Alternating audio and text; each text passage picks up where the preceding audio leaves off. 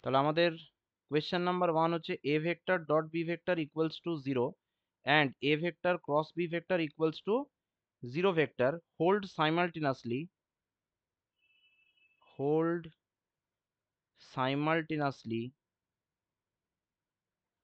ঠিক আছে prove that at least one of a vector comma b vector is a null vector ঠিক আছে। তাহলে এই যে ব্যাপারটা আছে এটার মানেটা কি? তার মানেটা হচ্ছে এখানে আনসার আমরা লিখছি if small a vector and small b vector has intermediate angle theta, then দেখ a vector dot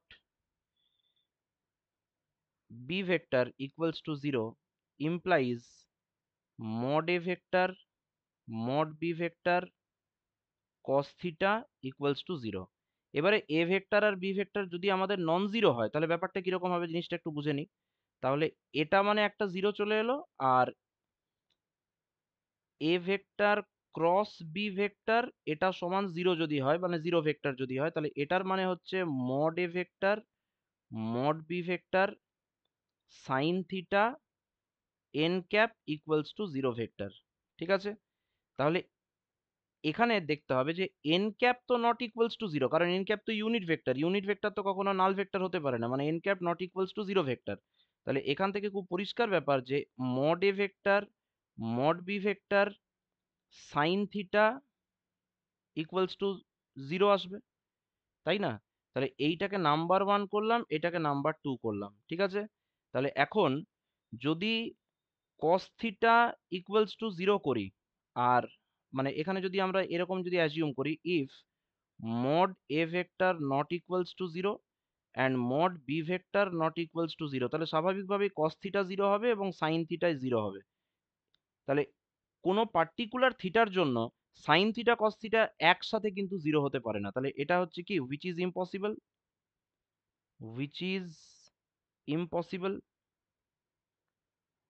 তাহলে একটাই পসিবিলিটি বেঁচে থাকছে, mod a vector mod b vector এই প্রোডাক্টটাই কত হবে, জিরো হবে। তাহলে দুটো রিয়েল নাম্বারের প্রোডাক্ট মানে দুটো নন জিরো রিয়েল নাম্বারের প্রোডাক্ট যদি জিরো হয়ে যায় তাহলে কি হবে, therefore either mod a vector equals to 0 or mod b vector equals to 0, that is a vector or b vector is null vector।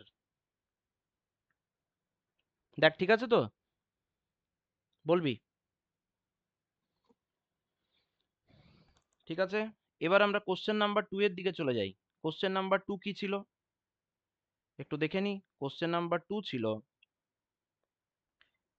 if a vector equals to 2 I cap plus 3 j cap minus 5 k cap comma b vector equals to 3 I cap plus 2 j cap plus k cap and c vector equals to I cap plus j cap minus 2 k cap, তাহলে find a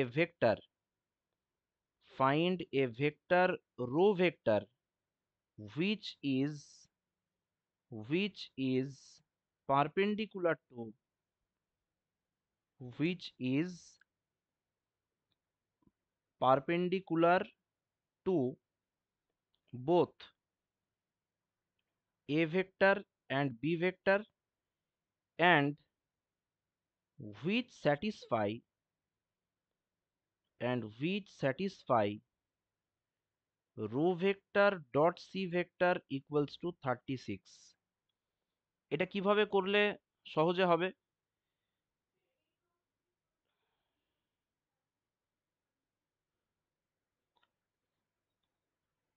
A vector এবং b vector দুটোর সাথেই বলেছে কি perpendicular, তাই তো?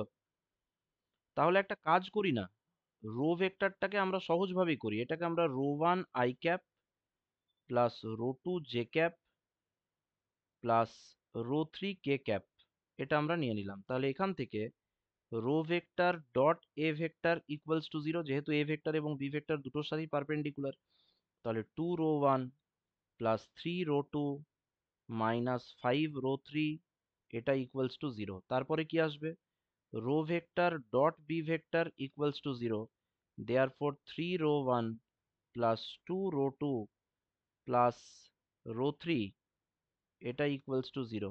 তারপরে rho vector dot c vector, এটা বলা আছে 36, তাই তো? তাহলে এখান থেকে কত আসবে, এখান থেকে আসবে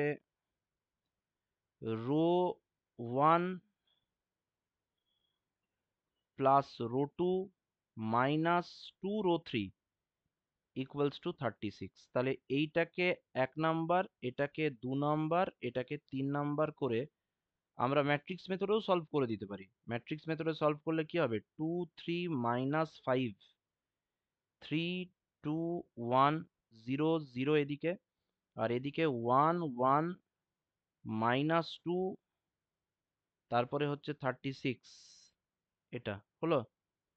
এটা একটা অ্যারো দিয়ে দিলাম, দিয়ে কোন অপারেশন করতে হবে, সলিউশনের জন্য কোন অপারেশন করলে বেটার হবে বল? ফার্স্ট কাজ হচ্ছে আমরা r13 করে দিচ্ছি, তাহলে 1 1 মাইনাস 2 36, 3 2 1 0, 2 3 মাইনাস 5 0, ঠিক আছে?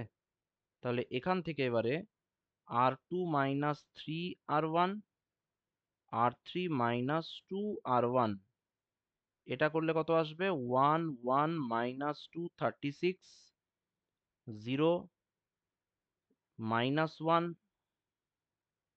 7, তারপরে কত আসছে এদিকে, এটা চলে আসবে 3 দিয়ে মাল্টিপ্লাই করে মাইনাস, তাই তো? তাহলে কত আসছে বলতো, এটা -108 এরকম চলে আসছে।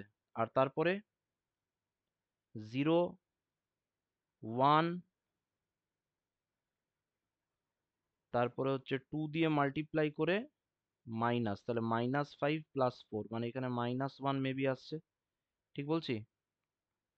আর তারপরে এখানে কত হবে, -72, এরকম আসছে কি?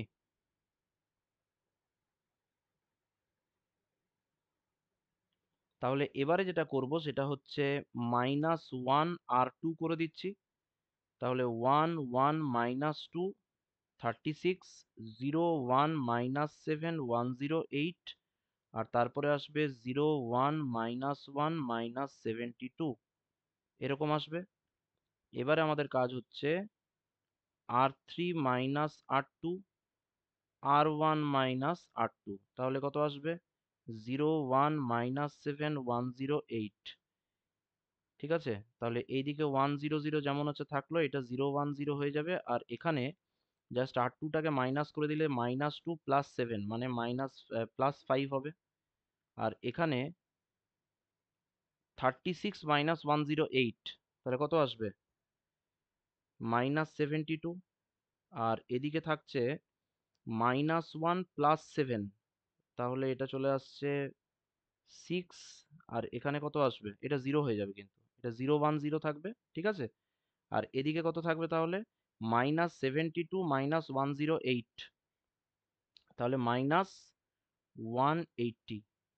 তাহলে এখান থেকে যদি সলিউশন করা হয় তাহলে আমরা দেখতে পাচ্ছি যে একদম লাস্টের পার্টটা থেকে 6 ρ3 সমান -180, তাহলে ρ3 সমান হচ্ছে -30, ঠিক আছে? আচ্ছা, ρ2 মাইনাস 7 ρ3 সমান 108, তাহলে ρ2 ইকুয়ালস টু, এদিকে হয়ে যাবে 210, তাহলে 108 মাইনাস 210, মানে কত আসবে? -102। আনসার কত এসেছে বলতো এটার? এরকমই আসছিল। আর রো 3 কত এসেছে? রো 3 তো বেরিয়ে গেছে। রো 1 হচ্ছে এখানে, তাহলে রো 1 +5 রো 3, এটা -72। তাহলে এখানে 5 দিয়ে রো 3 কে মাল্টিপ্লাই করলে -150, তাহলে এদিকে হবে রো 1 = 150 -72, তাহলে কত আছে? 78।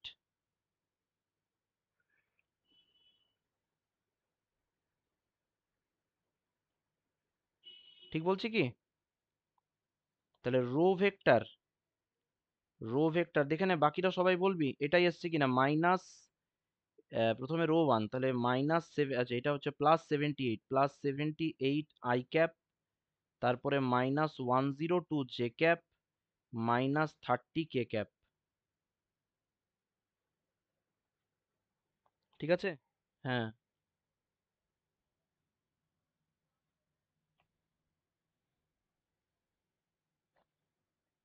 ওটা করলে বোধহয় একটু সহজই হবে। এ ভেক্টর ক্রস বি ভেক্টরের সঙ্গে রো ভেক্টরকে পারপেন্ডিকুলার করা আছে নাকি? তাহলে ওখান থেকে একটা রিলেশন রো 1 রো 2 রো 3 দিয়ে চলে এসেছে।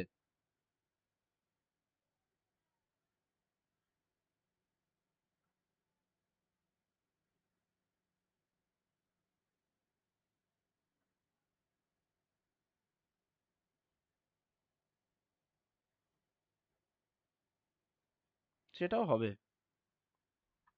ঠিক আছে, ওটা করলেও হবে। কোশ্চেন নাম্বার 3 তে চলে যাই। Question number 3, if phi and psi are differentiable scalar fields, prove that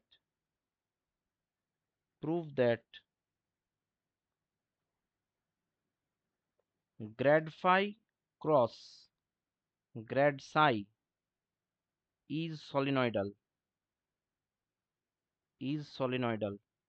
ঠিক আছে, তাহলে সলিনয়েডাল মানে ডাইভারজেন্স বের করতে হবে। আমার প্রথম প্রশ্ন হচ্ছে যে divergence E vector, divergence capital E vector cross F vector কি ফর্মুলা ছিল, কারোর মনে আছে?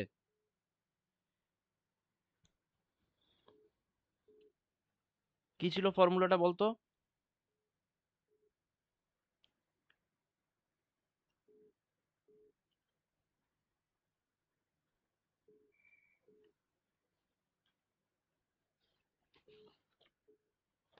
এটা কি ওই ফর্মুলাটা দিলে হয়ে যাবে?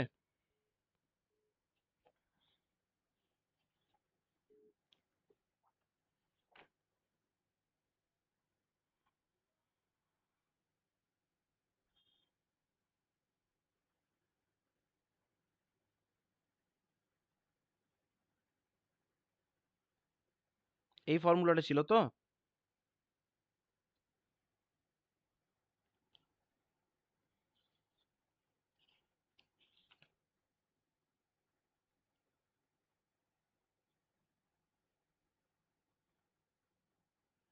ঠিক আছে, সেকেন্ড ডেটটাতেই কার্লটা আগে দিতে হয়। ঠিক আছে, তাহলে divergence E vector cross F vector equals two, যেটা আমরা এখানে দেখতে পাচ্ছি, এখানে যদি ওই ভ্যালুটা যদি বসিয়ে দিই, তাহলে divergence nabla phi cross nabla psi, এটা যদি বসিয়ে দিই, ঠিক আছে, তাহলে সমান এটা আসবে ক্যাপিটাল ই ভেক্টর মানে হচ্ছে ন্যাবলা ফাই ডট কার্ল, ওটা তো গ্র্যাড সাই, তাহলে কার্ল গ্র্যাড সাই মাইনাস ন্যাবলা সাই, তারপরে হবে কার্ল গ্র্যাড ফাই।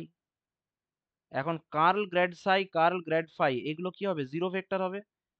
তাহলে dot zero vector minus nabla সাই ডট জিরো ভেক্টর, মানে আলটিমেটলি ভ্যালুটা কি হবে? জিরো ভেক্টর হবে। ঠিক বলছি? এটা জিরো হবে, স্কেলার জিরো হবে, কারণ যেহেতু মাঝখানে ওখানে ডট ইউজ করা হচ্ছে। ঠিক বলছি? এই রুলে করলে কিন্তু একটু সুবিধা হবে।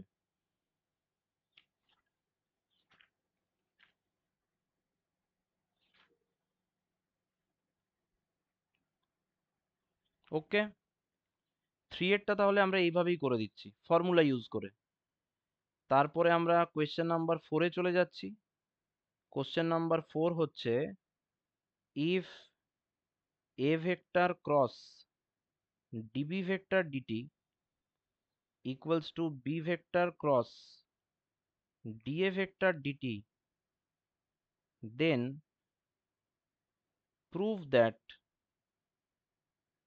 prove that a vector comma b vector are parallel to a fixed plane, are parallel to a fixed plane। ঠিক আছে? আচ্ছা, এবার একটা জিনিস দেখি, সেটা হচ্ছে আনসারে প্রথমে লিখব a vector cross DB vector DT equals to b vector cross DA vector dt, এটাকে লিখছি equals to minus of da vector dt, অর্ডারিংটা চেঞ্জ করে দিলাম, ক্রস বি ভেক্টর। তাহলে এখান থেকে থাকবে a vector cross DB vector dt plus d a vector dt cross b vector equals to zero vector করে দিলাম। দেয়ারফোর এটা মানে তো d dt of a vector cross b vector equals to zero vector. তাহলে এটাকে লিখতে হবে a vector cross b vector equals to, মানে এটা d of a vector cross b vector equals to হচ্ছে জিরো ভেক্টর। তাহলে basically a vector cross b ভেক্টরটা আসবে ইকুয়ালস টু একটা ফিক্সড ভেক্টর এবং সেটার নাম দিলাম আমরা এন ক্যাপ। ক্যাপ না দিলে এন 12 নাম দেওয়া যেতে পারে। এটা কিন্তু ফিক্সড ভেক্টর মানে কনস্ট্যান্ট ভেক্টর। এখন a vector cross b vector মানে কি? এটা যদি plane containing a vector cross b vector হয়, ধরা যাক এটা হচ্ছে এ ভেক্টর, এটা হচ্ছে আমাদের বি ভেক্টর, তাহলে এই প্লেনের সঙ্গে যে নর্মালটা আছে সেই ভেক্টরটা হবে a vector cross b vector. তাহলে এইটা যদি কনস্ট্যান্ট হয়ে যায় তাহলে স্বাভাবিকভাবেই প্লেনটা কি হয়ে যাবে, একটা ফিক্সড প্লেনের সঙ্গে প্যারালাল হয়ে যাবে, কারণ তার নর্মাল ভেক্টর যদি ফিক্সড হতে শুরু করে তাহলে তার মানে কি প্লেনটা একটা ফিক্সড প্লেনের সঙ্গে প্যারালাল হবে। তাই তো? এটার মানে হচ্ছে দেয়ার ফোর প্লেন, কোশ্চেনটাতে কি দেওয়া আছে, prove that a vector and b vector R parallel to a fixed plane. তাহলে এইভাবেই লিখে দিচ্ছি আনসারটা, a vector and b vector R parallel to a fixed plane. A vector and b vector তার মানে কি এই দুটো ভেক্টরই একটা ফিক্সড প্লেনে লাই করে, ওটাই এইভাবে বলা হচ্ছে a vector and b vector R parallel to a fixed plane, parallel to a fixed plane. Okay, হয়ে গেল। কোশ্চেনগুলো কেমন ছিল বল? খুব কঠিনও দিইনি, খুব সহজও দিইনি, তাই না?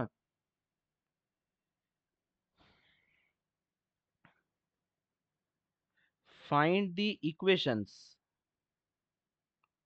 find the equations of tangent plane, find the equations of tangent plane, ঠিক আছে, and normal line, and normal line, and normal line to the surface, to the surface xy square z plus yz square x plus zx square y equals to 1 at the point 2, -3, 1। আজকের ক্লাসেই তো এরকম একটা আমি অঙ্ক discuss করছিলাম, বললাম না যে ট্যানজেন্ট প্লেন এবং নর্মাল লাইন বের করার একটা অঙ্ক প্র্যাকটিস করে রাখতে। তো এটা একদম ওই টাইপেরই একটা অঙ্ক। তাহলে ফাই কত দেওয়া আছে? ফাই দেওয়া আছে x y square z plus y z square x plus z x square y, এটা দেওয়া আছে, ঠিক আছে তো? তাহলে এখান থেকে এটা -1 করে দিচ্ছি, তাহলে এখান থেকে আমি গ্র্যাড ফাই সরাসরি বের করে নিই। গ্র্যাড ফাই তো লাগবেই। গ্র্যাড ফাই কত আসবে? গ্র্যাড ফাই মানে আমরা জানি del phi del x i cap plus del phi del y j cap plus del phi del z k cap, এটা equals to y square z plus y z square plus 2xyz i cap plus 2xyz plus z square x plus z x square j cap plus x y square plus 2xyz plus x square y k cap. প্রথম কাজ করতে হবে ওই পয়েন্টে আমাকে grad ফাইটা বের করতে হবে। তাহলে grad phi at the point 2, -3, 1 কত আসছে? ওয়াই এর জায়গাতে -3 মানে 9 into 1 plus -3 into 1 plus 2 into 2 into -3 into 1 i cap, তারপরে plus 2 into 2 into -3 into 1 plus z square x মানে 1 into 2 plus z x square মানে 1 into 2 square, okay, j cap plus x y square তার মানে আসবে 2 into 9 plus 2xyz, তাহলে 2 into 2 into -3 into 1 plus x square y, তাহলে x square y মানে হচ্ছে 4 into -3, তার পাশে হচ্ছে কে ক্যাপ, তাহলে এখানে আসবে 9 -3, তারপরে আসবে -12 আই ক্যাপ প্লাস এখানে আসছে -12 plus 2 plus 4 J cap plus 18 -12 কে ক্যাপ। দেখ তো এটাই আসছে কি? তাহলে এইখানে আসবে -15 প্লাস 9, তাহলে এটা চলে আসবে -6 আই ক্যাপ, এখান থেকে আসছে -6 জে ক্যাপ, আর এখান থেকে আসছে -6 কে ক্যাপ, এটা -6 I cap plus J cap plus K cap, ঠিক আছে? তাহলে নর্মাল লাইনটা কি হবে? নর্মাল লাইন এটাই তো নর্মালের ডিআর কে ইন্ডিকেট করবে, তাই না? তাহলে নর্মাল লাইনটা হবে x-2 y+3 z-1, ঠিক আছে, ডিভাইডেড বাই -6 -6 -6 মানে ওই -6 গুলো ক্যান্সেল করলে x-2 equals to y+3 equals to z-1, ওকে, এটা আসছে তো নর্মাল লাইন। আর ট্যানজেন্ট প্লেন কি আসবে?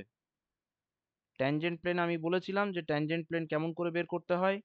ট্যানজেন্ট প্লেন বের করার নিয়ম হচ্ছে প্রথমে a into x minus x one, তাহলে এক্স মাইনাস এটা কত হবে 2, তারপরে -6 y+3 -6 z-1 ইকুয়ালস টু 0, -6 গুলো ক্যান্সেল করে দিলে x-2 plus y+3 plus z-1 equals to 0, তাহলে x plus y plus z, ঠিক আছে, ইকুয়ালস টু 0। দেখ তো এটাই ছিল আনসার, ঠিক আছে?